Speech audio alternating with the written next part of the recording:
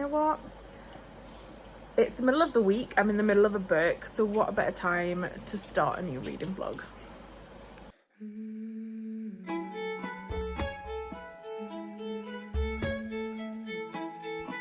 I thought it'd be quite fun to do another weekly reading vlog. It's been a while since I last did one, which was in kind of like March, April time when I was in Canada, and that was the first one I'd ever done, and I really enjoyed it. As I said, I'm currently in the middle of a book. I say middle, towards the end, and this is my first ever Brandon Sanderson book, and it's Yumi and the Nightmare Painter. I am absolutely loving it. I am like flying through this. The writing style is right up my alley. Brandon Sanderson, I've always wanted to read a book by him, but I've always been very overwhelmed about how many there are, and I just haven't felt like I've wanted to delve into like a whole series. So I was like, let me start with some of the special Cosmere projects and the standalone ones. So this is the first one I picked up just because, I mean, look at the cover.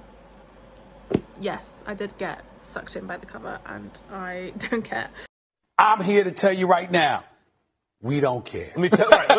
So this follows two main characters. We've got Painter and we've got Yumi. Yumi is blessed by the gods or by the spirits, has lived a very sheltered life where like her sole purpose is to like serve others and serve the community by trying to bring the spirits to the world so they can like offer support in the form of, I don't know, light, like machinery, things like that. So that's kind of always been her whole life. She's not allowed to like see her family, she's not allowed to do anything pretty much, but they say it's under the guise of her having a choice. It's not really. Then we've got Painter, who is a painter, and he paints nightmares to like change their shapes so they stop being nightmares essentially and stop attacking people in their sleep.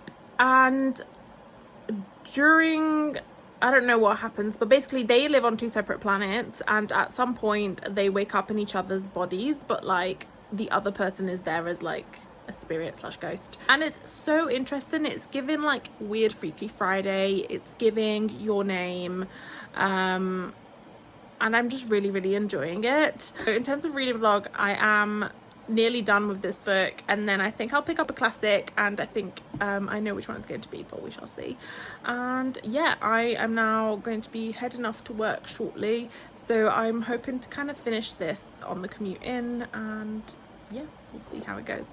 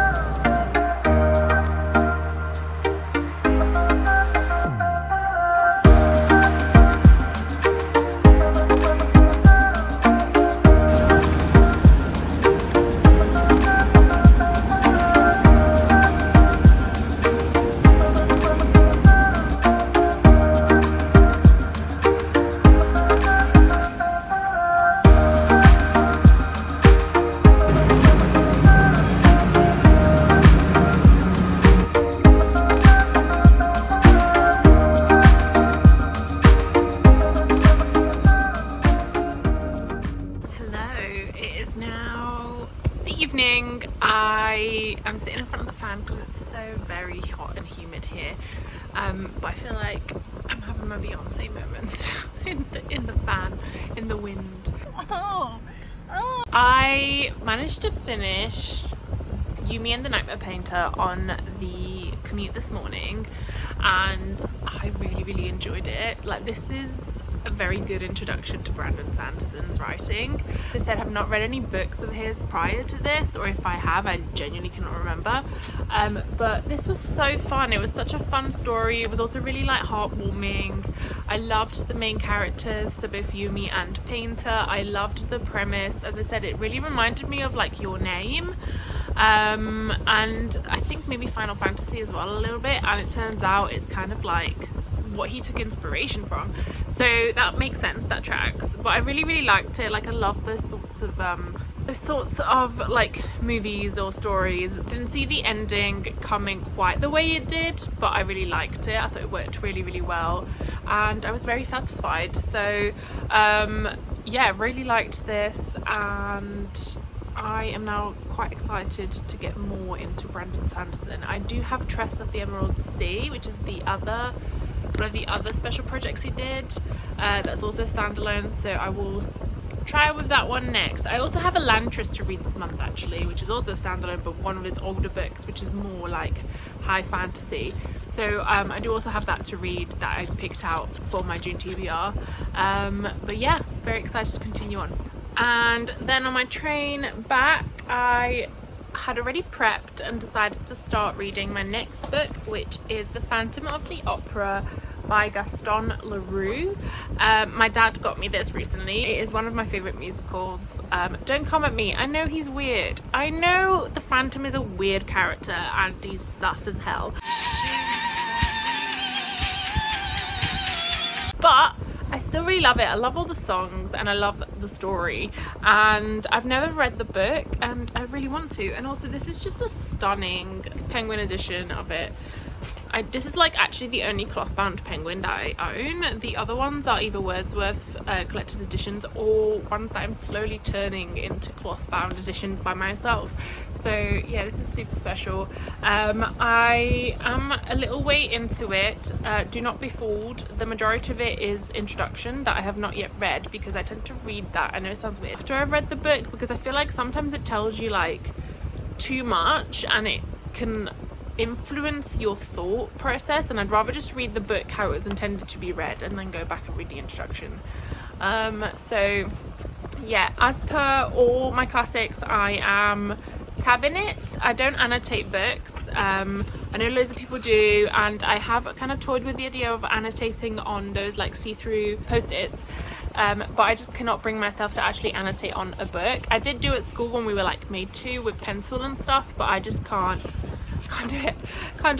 But I know a lot of people do and it does look fun, but this is kind of what I'm going for. So I tend to like have different colors, each one will be a different theme. So for this one we've got nature versus like supernatural, violence and revenge, love and obsession, and then beauty standards. Just slowly tabbing my way through. So I think I've read about just over 50 pages and really liking it so far. I mean, I know the story, but obviously the musical is very different. I'm intrigued to see how the actual like story it was based on is.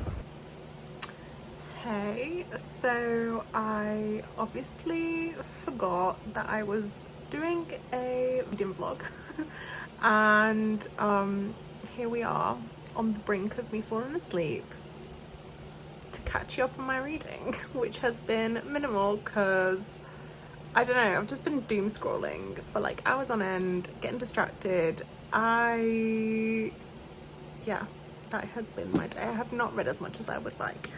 So I am continuing with The Phantom of the Opera, which I'm really enjoying. I'm currently on page 74, so not that much further along than I was yesterday.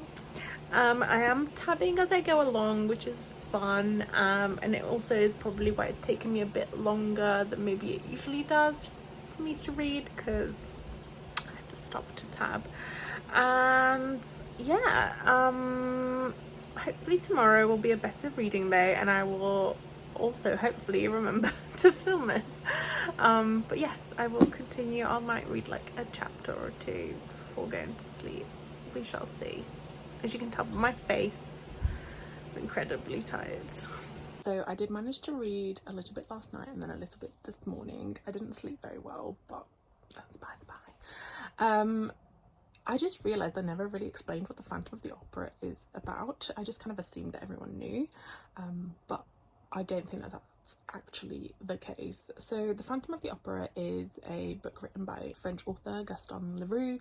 It was then adapted by Andrew Lloyd Webber into a musical, which is kind of what made it super popular and kind of well known across the globe. It is one of my favourite musicals, but this story is a little different, I'd say. It's like the same premise, but a little different. So essentially we follow a character that is unnamed who's telling us the tale of the Phantom of the Opera, and it all starts at this like old theatre. It's just been taken over by some new owners, and there is this like tale of there being a ghost, and like people keep saying that they keep seeing it. And there is this like understudy girl called Christine. You find out that Christine's actually really good at singing.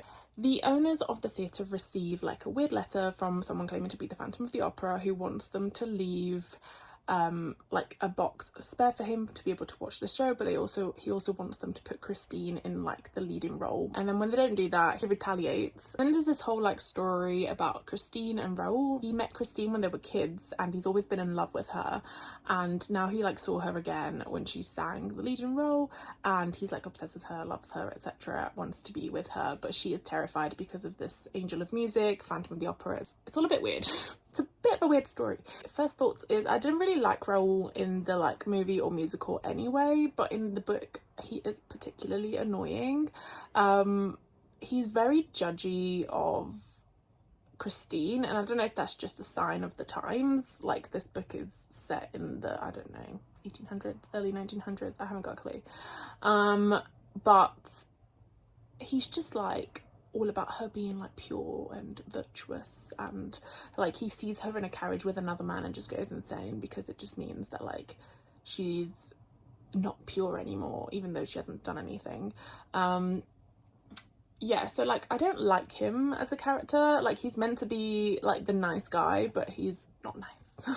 So yeah, and then obviously the Phantom is unhinged, so there's that as well, but I do prefer him as a character anyway, just because he's more interesting.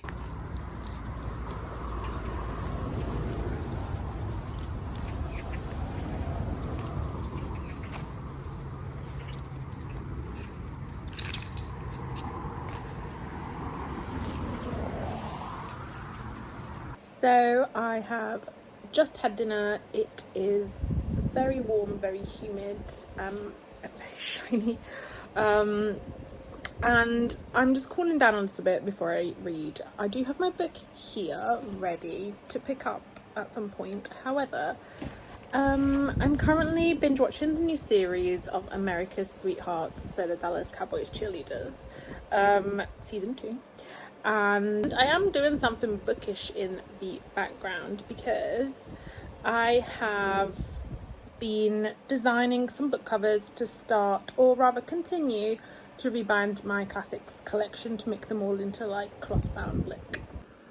So you can see here I've done Dracula, Alice's Adventures in Wonderland, The Three Musketeers. I thought there was another, but maybe not. Did I accidentally delete it? I have finally finished, I say finally, it didn't take me that long, but I finally finished The Phantom of the Opera. I've done all my little tabby tabs. I really enjoyed this. I mean, I knew I would because, as I said, it's one of my favourite musicals and I do really enjoy the story as well. This was a little bit different, but the core of it was the same. So essentially at its core, this is kind of like a story of like obsession and love and just like deranged love. So we have the character of Raoul, who is like Christine's beloved, and then we have the character of the Phantom of the Opera, who loves Christine but in a very obsessive way. Now, I just cannot bring myself to hate the Phantom, despite the fact he does some very horrific things, because he is just a product of what society made him.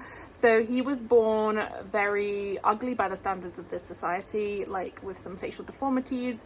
His own mother would recoil in horror whenever he tried to like hug her and stuff. So he never received any sort of love from like being a child, and his parents bought him like masks to cover up his face, etc. So he always had to live in like seclusion and just didn't know what love was. So always treated like a monster, eventually ended up becoming the monster that everyone said he was, until he meets Christine, who shows him like some kindness, and then he almost like cons her into believing that he's this like angel of music sent from her father who has passed away to like guide her, until he eventually kidnaps her. She realizes he is unwell mentally and obsessed with her,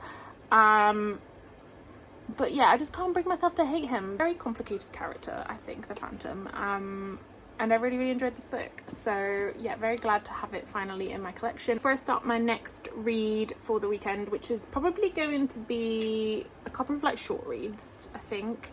I'm due to like drive somewhere tomorrow, so I've kind of downloaded the audiobook for one of the books that I don't think will take me that long. It's like a mystery, and then I've also got like a very short book to read today, I think. But I think what I'll be doing now is taking a little bit of a break. It's very warm, so I kind of just don't want to like do too much, and just rebind some books. So I showed you last night that I had started designing some foils for like the rebinding. Yeah, I'm gonna start working on like the actual like cloth bit today. So I've decided I'm gonna slowly rebind all my classics here, the ones that I've read. So all the ones that are turned around with the tabs exposed are ones I've read, and these ones are ones I've yet to read. So far I've only rebound the Count of Monte Cristo.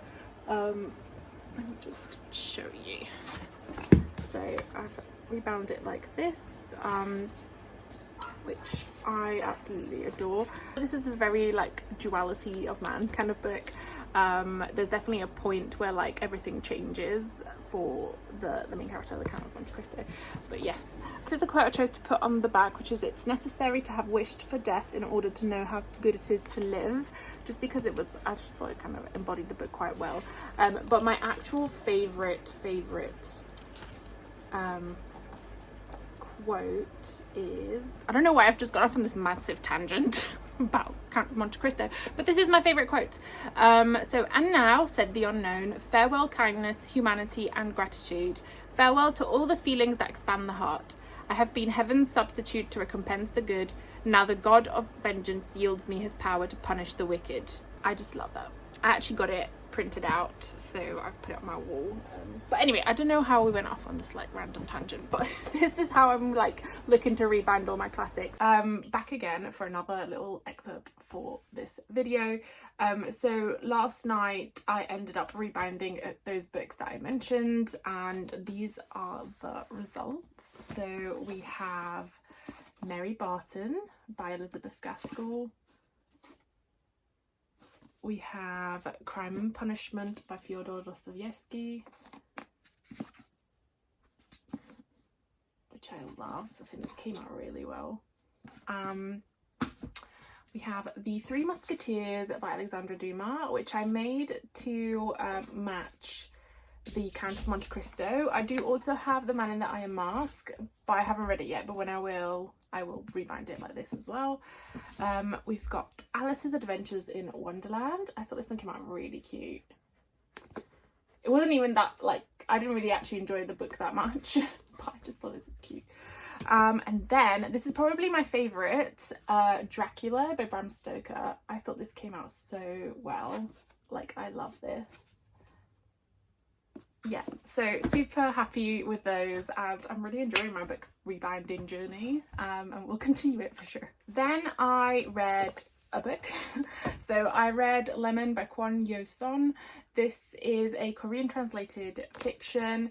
It follows the story of Hae-on, who is a girl who was very beautiful, who was murdered at the age of 18, and it kind of follows the story, well, actually the impact it has had on her sister Daeon, and like other characters that were kind of like involved in the investigations. So you've got one of the prime suspects, who was this poor boy who supposedly saw the victim sitting in the car of one of their other classmates, and then you've got one of the victim's classmates who was the girl that was dating the guy who apparently the girl was seen in the car with, and then you've got her sister, and you've also got another classmate who wasn't involved in the investigations, wasn't really close to the whole situation, and just kind of gives a POV from a third perspective, kind of outsider perspective. This book is super short. It's like 140 something pages,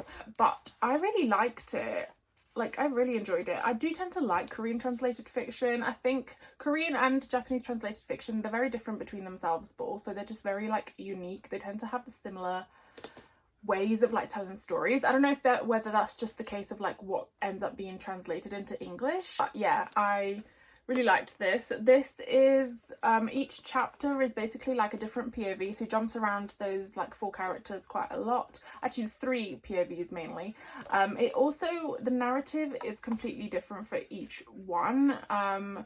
So for example, the girl whose boyfriend was seen in the car, her POV comes as like a conversation that she's having with a psychiatrist, but it's only like her side of the conversation, so you never hear him asking questions, but you hear her responding to them or like repeating the question. Then you've got the sister, and hers is kind of more like first person and trying to like find out what happened, and then you've got this other person who's kind of like the outsider, again first person. And it's really good, and each chapter jumps forward in time quite a few years, so this kind of expands from I think 2002 to 2019, so what's that, 17 years, which is actually works really well given how short it is. Like it gives enough of like a clear picture.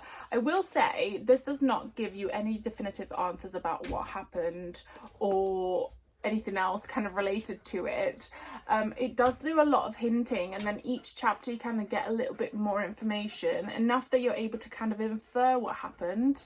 Sorry, my dog's just here panting at me. It's very warm, I understand. I'm also very warm, but anyway, we digress. As I was saying, sorry, it doesn't give you any definitive answers, but you can infer from like the information given what happened, although it's never really confirmed. The interesting thing is that the main crime actually ends up somehow leading to another crime that you find a little bit more out about, but never really again is confirmed, but you can kind of guess what happened. So I really liked that actually about it. I thought the prose was really interesting. I thought it was really well written. I just really enjoyed it. So I don't know if this author's written any other books or if they've been translated, but I might check it out because, yeah, and sorry, the translator for this is Janet Hong. Next book I'm going to be reading is one that I've downloaded onto Spotify as like an audiobook, and it's The Woman Who Lied, I think, by Claire Douglas. That is the Waterstones book club pick for the next Waterstones book club that I'm part of. I am due to be driving somewhere today, so which will take me about like an hour and a half, and I will listen to part of that on the way there. Thought I'd film like this, very millennial cool, and also you can see the puppy. I've just returned from my little outing, took him out for a quick walk, and now I'm going to finish off the book that I've been listening to on audiobook, but I do have the physical copy, so I will finish that off. I managed to listen to 74% of the book whilst driving, which was pretty good. So I am going to finish off the last little bit with my physical copy. I'm quite enjoying it, to be honest. I'm always a bit weird with like mystery crime type books. I tend to really enjoy ones that are like detective, you know, like Sherlock Holmes type vibe, but like even like new ones, or if they're like psychological thrillers. Sometimes with crime or like mystery books, I tend to find it quite obvious what the plot is going to be or what the like big plot twist is going to be, and I think I do kind of already know what this is, but I'm enjoying it. The writing's good, or at least the audiobook was good. Definitely like a Sunday vibe. Also, I did say I was going on a self-imposed book buying ban. However, I had a couple of vouchers to use up for Amazon, and I've been really wanting to read more like indie published books. So I was watching a video that Elliot made, and I will link her channel down below. And these were like 2 that popped up, and then I was reading through Reddit and these popped up again and again, and I was just like, let me just try the first book in both series and see if I like it and support some indie authors. So I've got Of Blood and Fire by Ryan Cahill, which has appeared like everywhere. Apparently this is like amazing. It's giving kind of like Game of Thrones vibes, but I don't know, we'll see. It sounds really good. And then this one as well, I've heard lots of good things about, and that is Rise of the Ranger book 1, which is a very long fantasy series, all independently published. So it's like an epic kind of saga, and this is like high fantasy, so you've got like elves, dwarfs, like magicians, etc. So this sounds really good as well, and again, one that kept popping up a lot. So I'm quite excited to give these a go, and it was worth breaking my book buying ban for. Actually, I didn't technically buy them. Technically, they were free, so. Hello, super quick update. I finished reading The Woman Who Lied, and I actually quite liked it. I thought it was quite good. I saw some of it coming, but the main twist I didn't really see coming, or like kind of talked myself out of it earlier on. So that was quite good. I was a little bit disappointed with the ending, and I won't give it away or say what bit disappointed me, but I feel like it could have been stronger. But I did really enjoy the writing, and it was kind of like the perfect, you know, Sunday read. You just read in one sitting. It was good to listen to an audiobook. The prose was like easy to read, easy to get through, and like engaging. So I can definitely see myself picking up another one of Claire Douglas's books if I'm like in a reading slump, or if I'm, I don't know, just wanting something quick and easy, like to read on the beach or like on a plane or stuff like that, listen to in the car on a journey somewhere. Like it's, I think I will read some more by Claire Douglas. Next book I am picking up is none other than another Brandon Sanderson, and this is Elantris. This is one I picked up in Canada because it was just so cute and small, and also one of his kind of more fantasy, like traditional fantasy standalones. So I'm quite excited to get into this, and yeah, I'll let you know how I find my second ever Brandon Sanderson book. Excuse the terrible angle yet again, and also the zombie-like appearance of my face. I was not very well yesterday, so I didn't film anything, and also I just feel exhausted today as well. I'm currently reading, Elantris by Brandon Sanderson. I'm really enjoying his writing style. I'm glad I've started off with these like standalone books, but I think I will eventually dive into some of his like series because I really like his writing. So Elantris is like a 3 POV story. It is set in this world where, like 10 years prior to when this is set, there were like humans that would wake up one day and turn into these creatures called Elantrians that were like godlike creatures. They had powers, etc. They would wake up with white hair and like silver skin, and they would be like immortal and unable to like die and would heal it. However, at some point something happened. Instead of waking up with like silver skin, etc., they started waking up when turning into Elantrians into so they started waking up with like kind of like blotchy skin with like, I think, grey and blackish blemishes. I'm imagining kind of like, you know, when you get old mirrors and they're like tarnished and you get that really silvery dark stuff. That's kind of how I'm imagining it. And then like their hair would fall out and they would be immortal, but instead of like healing, they would just live with injuries forever. So we follow 3 POVs. One of them is Roden, who is the Prince of Airlon, which is like the only other city that currently like still stands next to Elantris. And he wakes up one morning and he has been affected by this Elantrian thing.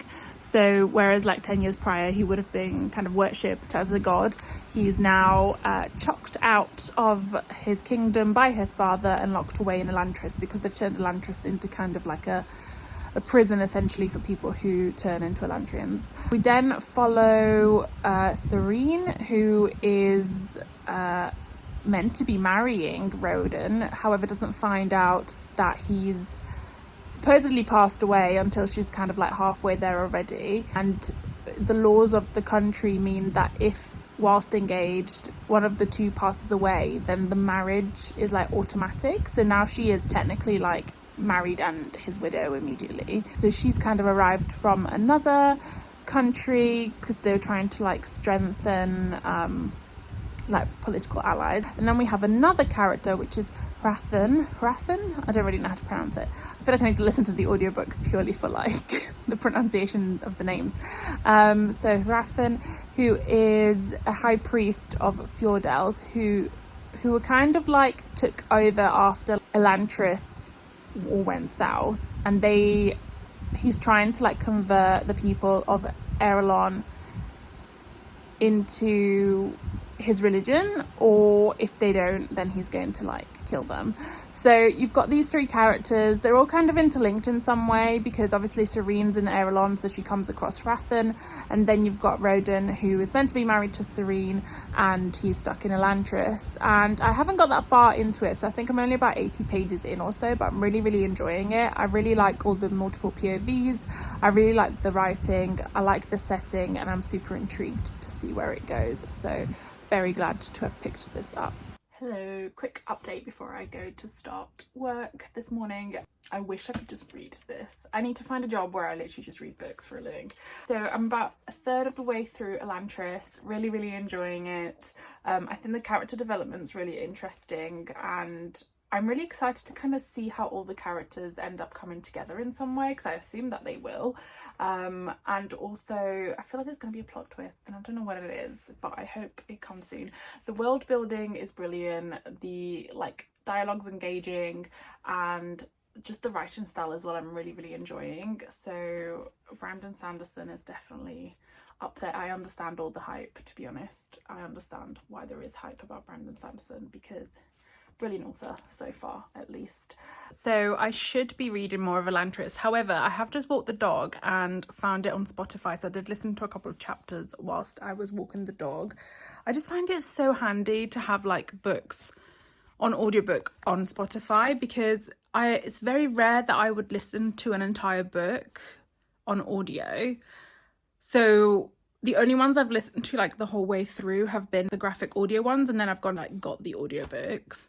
But most of the time it's just like I need to listen to a chapter here and there while I'm walking the dog or driving somewhere. So using Spotify, even though the limit is very small, I think you only get like 15 hours, it's just so handy. And yeah, it was just very good. So I now thought I knew how to pronounce the names, however I have immediately forgotten, so I will continue to pronounce them incorrectly.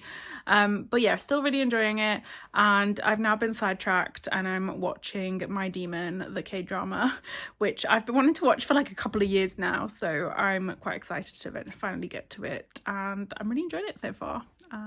Any K-drama suggestions, please put them down below.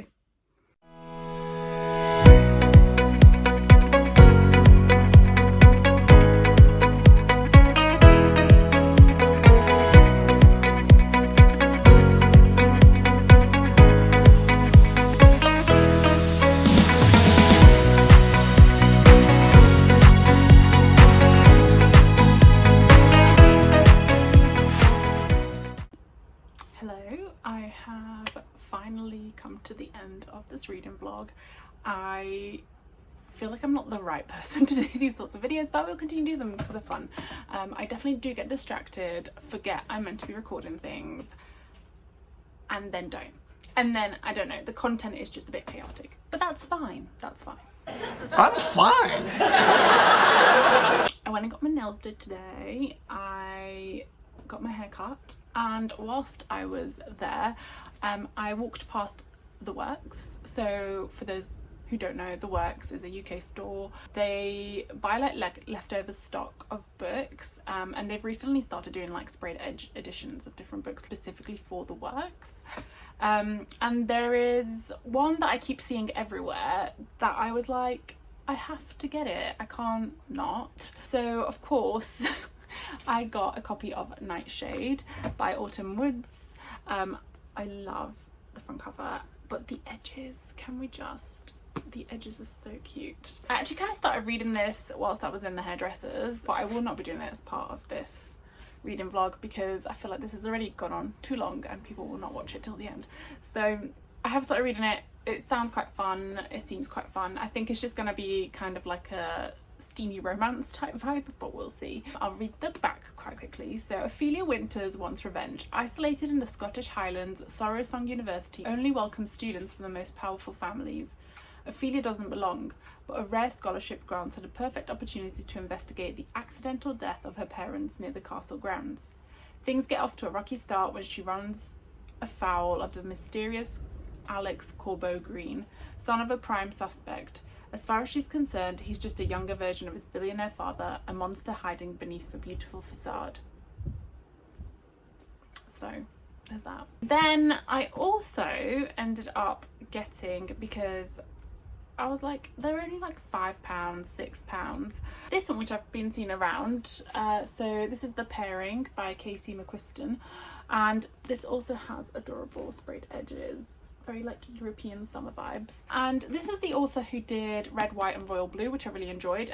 I believe that this is another queer romance, so we're in June, you know, Pride Month, the right time to read queer books. So Theo and Kit have been childhood best friends, crushes, lovers, and after a brutal breakup 4 years ago, estranged exes.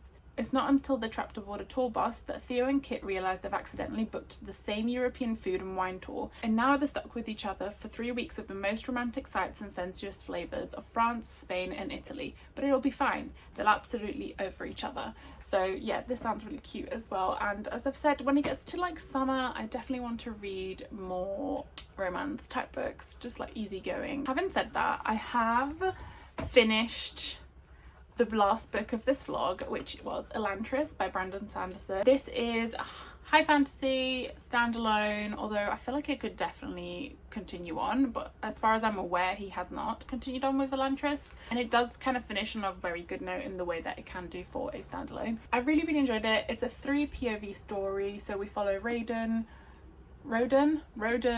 Serene and Hrathen, and they kind of interconnect amongst each other. So like Serene comes from Teod and she is meant to be marrying Roden, oh my god, I cannot pronounce his name, who is afflicted by this kind of curse that turns him into an Elantrian. He is banished from the kingdom that he is in to Elantris, which has become kind of like a prison, but was originally the house of like these godlike creatures. Because that happens while Serene is on her way to marry him, they kind of cover that up as him being dead, and she automatically becomes his widow or wife. We then also follow another character, which is Hrathen, who is a high priest of this other religion that's trying to basically like conquer the rest of the land, including Teod and Arelon, which is where Roden is from. And you kind of have these like interconnected stories that at a certain point they all kind of converge, and it's really good. I love when the kind of villain character arc is like super good and they end up actually not being that villainous after all. I just like characters with a bit more depth than just they're good and they're bad, and even the rest, like Serene and Roden, are also very interesting. Yeah, I am now a Brandon Sanderson convert. This is my second book I've read by him, and it will very much not be the last one, but we shall see which one to read next. I do already own Tress of the Emerald Sea, so maybe that one, but I will be filming a video shortly to pick out my July TBR, so let's see what comes up. Thanks so much for watching. If you enjoyed the video, please do pop a like down below and subscribe, and see you soon.